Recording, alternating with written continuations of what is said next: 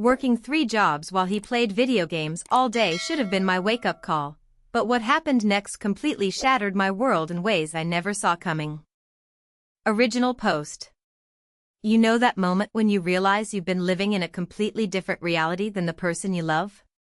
That's exactly where I found myself 3 months ago, and honestly, I'm still trying to wrap my head around everything that's happened since then.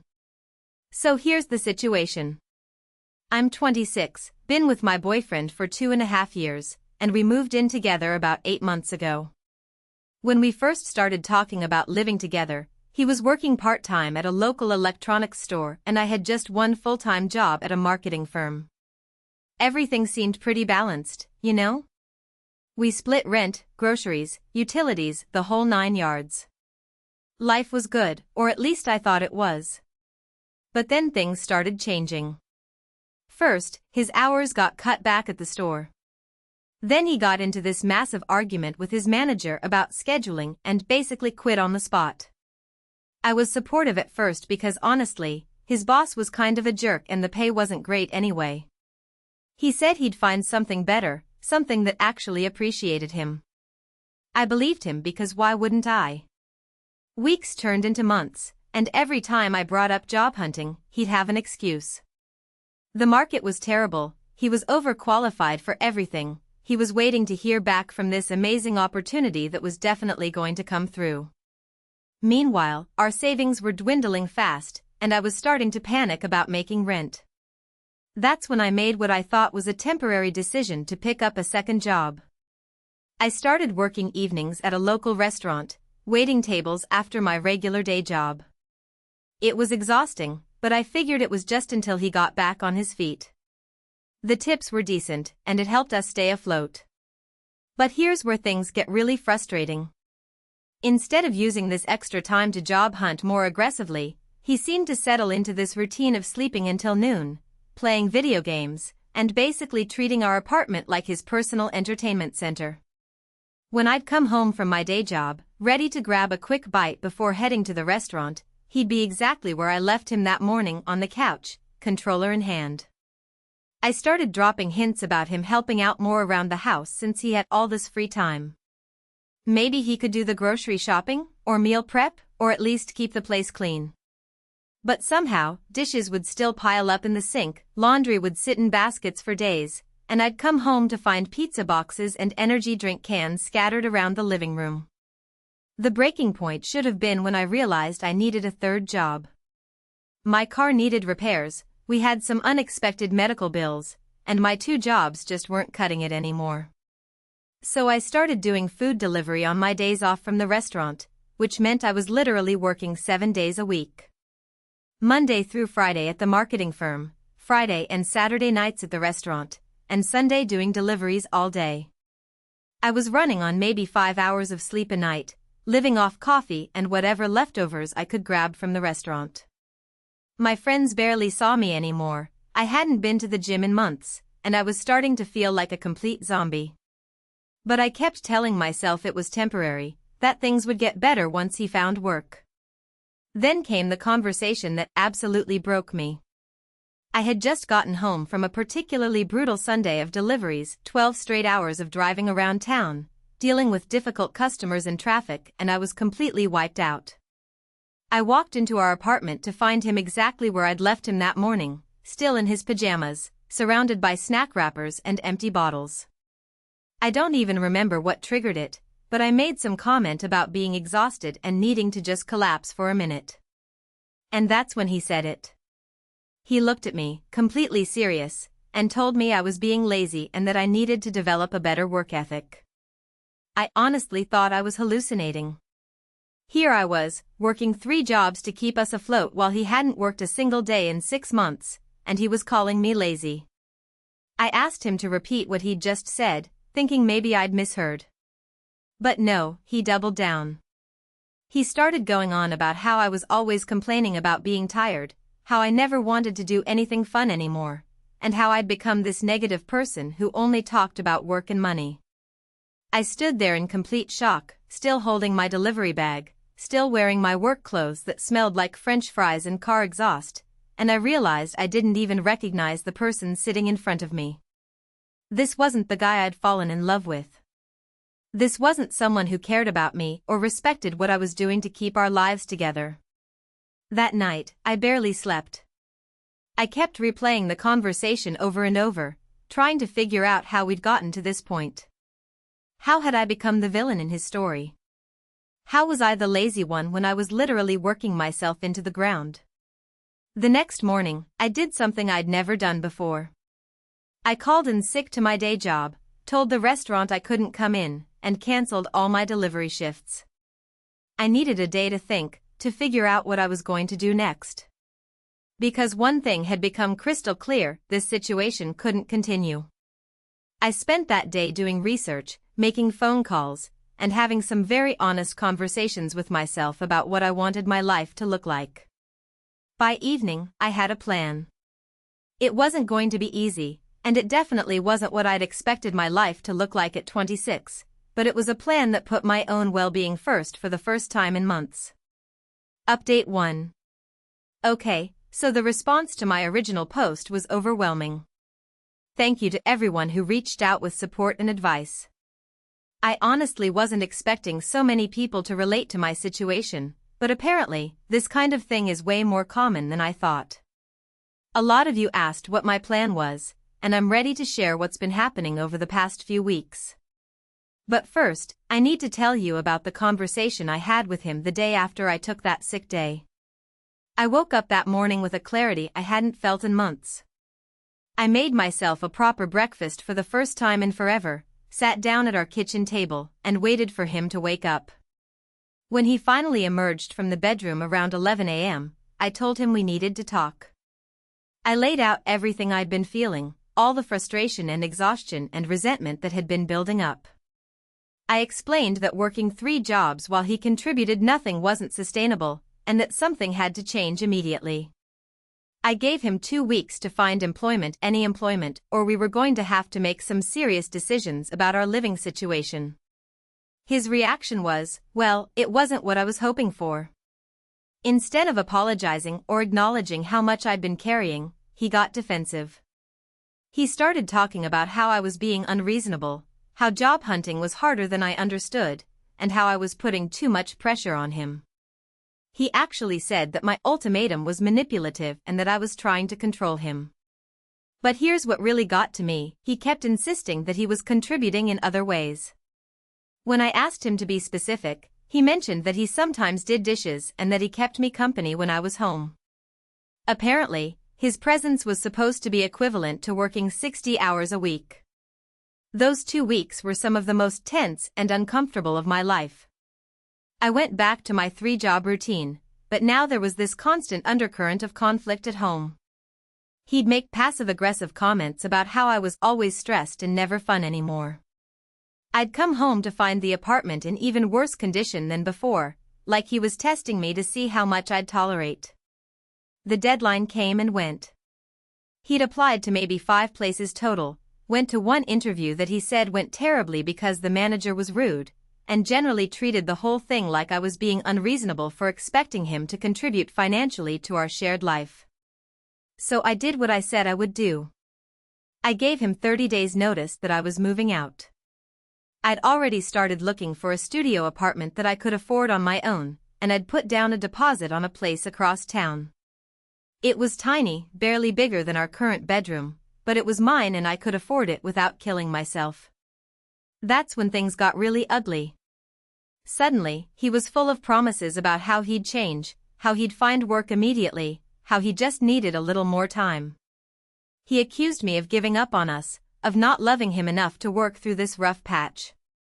He even suggested that maybe I was the problem, that I was too focused on money and not supportive enough of his dreams and goals.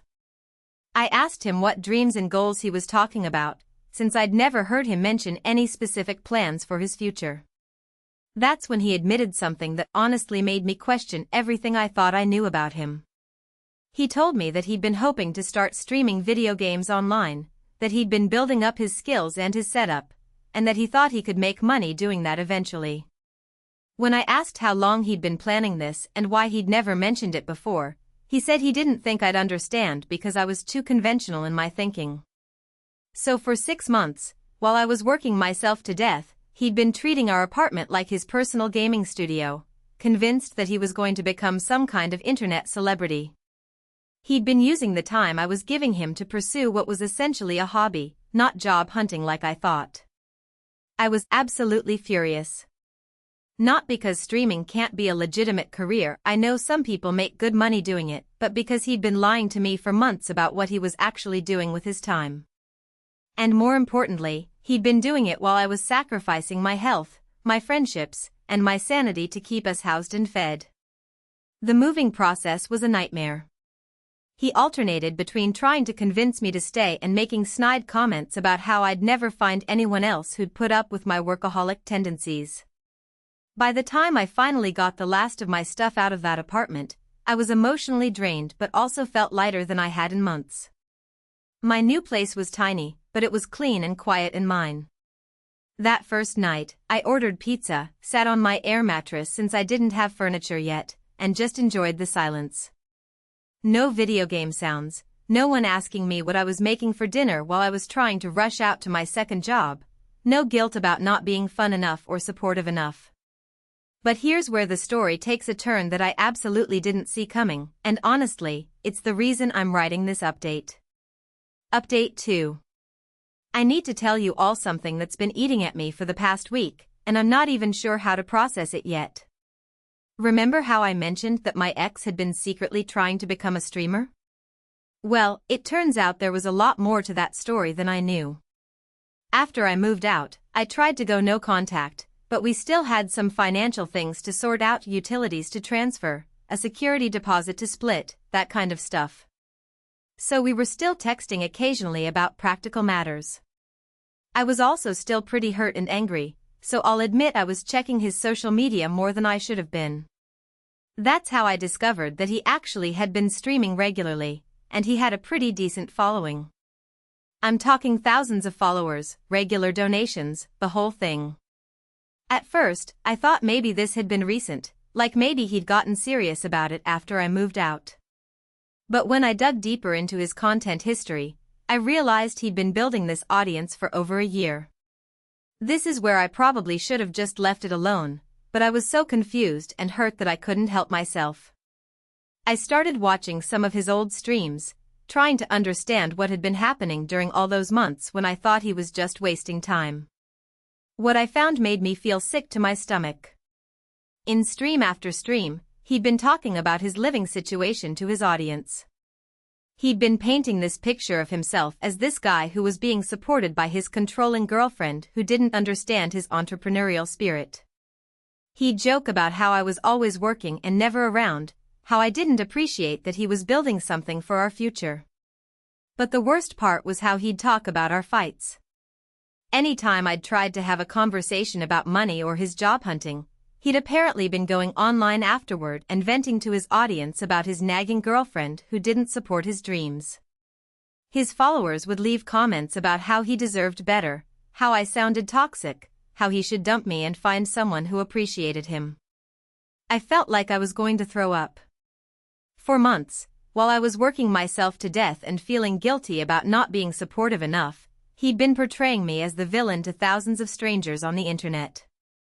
Every conversation we'd had about our relationship, every moment of vulnerability I'd shared with him about feeling overwhelmed, had apparently become content for his streams. But that's not even the most shocking part. As I kept digging, I found out that he was actually making decent money from streaming. Not enough to cover all our expenses, but definitely enough to contribute significantly to rent and bills. He'd been earning money for months while letting me believe he was broke and couldn't find work. I confronted him about this over text, and his response was somehow even worse than I expected. He didn't deny it, but he tried to justify it by saying that streaming income was unpredictable and he didn't want to rely on it for our essential expenses. He said he was trying to build it up to a point where it could be his full-time income before telling me about it. When I asked him why he let me work 3 jobs instead of contributing what he was earning, he said he thought it was better for me to have the security of traditional employment. He actually tried to frame it like he was protecting me from the uncertainty of his streaming income. I was absolutely speechless. This person I'd loved and lived with had been lying to me for months, not just about what he was doing with his time, but about our entire financial situation. He'd been earning money while watching me exhaust myself trying to keep us afloat. And he'd been using our relationship problems as entertainment for his online audience. The betrayal felt so much deeper than just the lying about money. He'd been sharing intimate details about our life, our fights, our problems, with thousands of strangers. People who didn't know me, who only heard his side of the story, had been forming opinions about me and our relationship based on his version of events. I started having panic attacks thinking about how many people had heard him talk about me, how many strangers thought they knew the details of my life and had judged me for it. I felt violated in a way I'd never experienced before. But then something happened that I definitely wasn't expecting. A few days after I confronted him, I got a message from someone I didn't know. She said she'd been following his streams for a while and had seen my name mentioned frequently. She'd done some digging and found my social media, and she wanted to reach out because she thought I deserved to know something. It turns out that he'd been doing more than just complaining about me to his audience. He'd been actively encouraging donations by telling sob stories about our financial situation. He'd been saying that his girlfriend was working multiple jobs to support his streaming career, and that donations would help take pressure off of me. He'd been using my exhaustion and sacrifice as a way to make money. People had been donating specifically because they thought they were helping to support me, thinking that their money would mean I wouldn't have to work so many hours. Some of his regular donors had been giving money for months because they felt bad about how hard I was working to support his dreams. I sat in my tiny apartment, staring at this message from a stranger, realizing that my boyfriend hadn't just been lying to me, he'd been lying to everyone. He'd been presenting himself as this grateful, hard-working guy whose girlfriend was heroically supporting his career, when the reality was that he'd been earning money and letting me suffer unnecessarily. The woman who messaged me shared screenshots of some of the things he'd said on stream, and I could barely read them. He'd been so convincing, so sympathetic, talking about how guilty he felt that I was working so hard for us. Meanwhile, he'd been pocketing donations and letting me work myself into the ground. I realized that I'd been living with a complete stranger. The person I thought I knew, the relationship I thought we had, none of it had been real. He'd been performing our entire life for an online audience, and I'd been an unwitting character in his show. Final update. It's been 2 months since I discovered the truth about the streaming situation, and I honestly feel like I've been living in a completely different world. The responses to my updates have been incredible, and so many of you have shared your own stories about being deceived by partners. It's been both heartbreaking and somehow comforting to know I'm not alone in this experience. First, let me address the most common question I've been getting: did I try to get any of the money he'd earned while I was working 3 jobs? Honestly, the legal stuff is complicated and expensive, and I decided that what I needed most was to just move forward with my life. I consulted with someone who specializes in this kind of thing, and while there might have been options, the emotional cost of pursuing it would have been too high for me. Instead, I did something that felt more empowering. I reached out to several of his regular donors through the woman who had originally contacted me. I wanted them to know the truth about what their money had actually been supporting. The response was overwhelming. These people had been genuinely trying to help what they thought was a struggling couple, and they were furious when they learned how they'd been manipulated. Many of them had been donating specifically because they related to working multiple jobs or supporting a partner through difficult times. They felt as betrayed as I did, maybe even more so because they'd been giving their hard-earned money based on lies. Several of them demanded refunds, and apparently, his streaming income took a pretty significant hit once word got out about the deception. But here's where things get really interesting, and honestly, this is the part of the story I never could have predicted. About a month ago, I got a call from someone who identified herself as working for a company that creates content about online fraud and deception. Apparently, my ex's situation had caught their attention through the streaming community, and they wanted to know if I'd be willing to share my story as part of a documentary they were working on. At first, I was absolutely not interested. The last thing I wanted was more attention or to have my personal life examined by even more strangers. But as I thought about it, I realized that maybe there was value in sharing what had happened to me. Maybe it could help other people recognize similar patterns in their own relationships. I agreed to participate, and that's when I learned something that completely blew my mind. My situation wasn't unique. This documentary was focusing on a growing trend of people who use their personal relationships as content for online audiences, often without their partner's knowledge or consent. There were dozens of cases similar to mine, people who'd been unknowingly featured in streams, videos, and social media content, often portrayed in ways that weren't accurate or fair. Some of the stories were even worse than mine. There were people whose partners had been sharing intimate details about their mental health struggles, their family problems, their physical appearances, their personal insecurities. All for content, all for money, all without consent.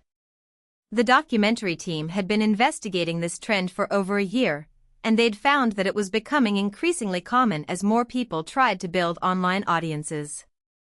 The pressure to constantly create content was leading some people to mine their personal relationships for material, often crossing serious ethical boundaries.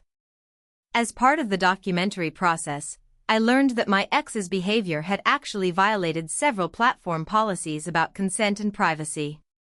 The fact that he'd been sharing details about my work situation, our finances, and our relationship conflicts without my knowledge wasn't just unethical, it was against the terms of service of the streaming platform he was using.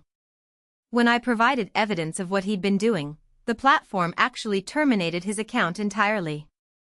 All those months of building an audience, all the followers and donations, gone. I'd be lying if I said that didn't feel like some kind of justice. But the most unexpected part of this whole experience has been how it's changed my perspective on relationships and trust. I've started to understand that what happened to me wasn't just about lying or financial deception. It was about consent and privacy in the digital age. My ex had been broadcasting details about my life to thousands of people without my permission, and that's a violation that goes way beyond traditional cheating or lying. I've been working with a support group for people who've experienced similar violations, and it's been incredibly helpful.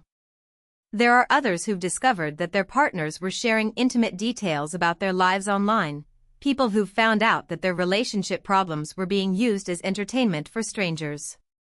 We've all had to grapple with this weird new form of betrayal that didn't even exist a generation ago. The documentary aired last month, and the response has been amazing. I've heard from so many people who watched it and realized they needed to have conversations with their own partners about online sharing and consent. Some people discovered that they were being featured in their partner's content without realizing it. Others realized that they'd been guilty of oversharing about their own relationships without considering how their partners might feel about it. One unexpected outcome has been that several streaming platforms have updated their policies about featuring other people in content without explicit consent. It's a small step, but it feels like progress toward protecting people from the kind of exploitation I experienced. As for my personal life, I'm doing better than I ever thought possible. I've been able to cut back to just one job now that I only have to support myself. I'm sleeping 8 hours a night for the first time in years. I've reconnected with friends I'd lost touch with during those months of working constantly. I even started taking a pottery class, which sounds ridiculous, but it's been incredibly therapeutic to create something with my hands after feeling so powerless for so long. I've been dating someone new for the past month, and it's been interesting navigating what healthy communication looks like after everything I went through. We've had very explicit conversations about privacy, about what details of our relationship are okay to share with friends or on social media, about financial transparency. Things that I never thought I'd need to discuss in a relationship, but that now feel essential.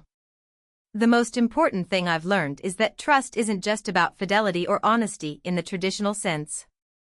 In the digital age, it's also about respecting your partner's privacy and getting consent before sharing details about their life with others. It's about being honest about your income and financial situation. It's about not using your relationship as material for entertaining strangers. I know my story sounds extreme, and I hope most people never have to deal with anything like what I went through. But I also know that the line between sharing your life online and exploiting your relationships for content is getting blurrier all the time. More and more people are building online audiences, and the pressure to constantly create engaging content can lead to some pretty questionable decisions. If you're reading this and you're in a relationship with someone who creates online content, maybe have a conversation about boundaries and consent. If you create content yourself, think about whether you're sharing things about your partner that they might not be comfortable with strangers knowing. And if you're working multiple jobs to support a partner who claims to be unemployed, maybe it's worth having a very honest conversation about exactly what they're doing with their time. Most importantly, trust your instincts. If something feels wrong, if you feel like you're carrying an unfair burden, if your partner's explanations don't quite add up, you're probably right to be concerned. You deserve a partner who's honest with you about their income, their activities, and their goals. You deserve someone who respects your privacy and doesn't use your relationship as entertainment for others. I never thought I'd be grateful for discovering such a massive betrayal, but in a weird way, I am. It forced me to recognize that I'd been accepting far less than I deserved in a relationship. It made me realize that I'm actually incredibly strong and capable, even though I'd been made to feel like I was the problem for so long. These days, I wake up in my tiny apartment, make coffee just for myself, and feel genuinely happy. I don't have to worry about anyone else's mood or problems or excuses. I don't have to justify my need for rest or my concerns about money. I don't have to wonder if my private moments are being shared with strangers online. It's taken me almost a year to fully process everything that happened, and I'm sure I'll be unpacking it for a while longer. But I'm finally at a point where I can see it as a learning experience rather than just a betrayal. I learned about digital privacy, about financial boundaries, about the importance of explicit consent in relationships. I learned that I'm stronger than I thought and that I deserve better than I was accepting. To anyone who's read this far, thank you for listening to my story. And if any part of it resonated with you, I hope it helps you think about your own relationships and boundaries. We all deserve partners who are honest, who respect our privacy, and who contribute fairly to the life we're building together. Don't settle for less than that, no matter how much you love someone. The digital age has created new ways for people to betray and exploit each other, but it's also created new ways for us to connect and support each other. I'm grateful for every person who reached out to share their own story or offer encouragement. You helped me realize that I wasn't alone, and that made all the difference in my healing process. Here's to honesty, to consent, to fair partnerships, and to never letting anyone make you feel crazy for expecting basic respect in a relationship. You deserve so much better than someone who sees your life as content for their personal entertainment.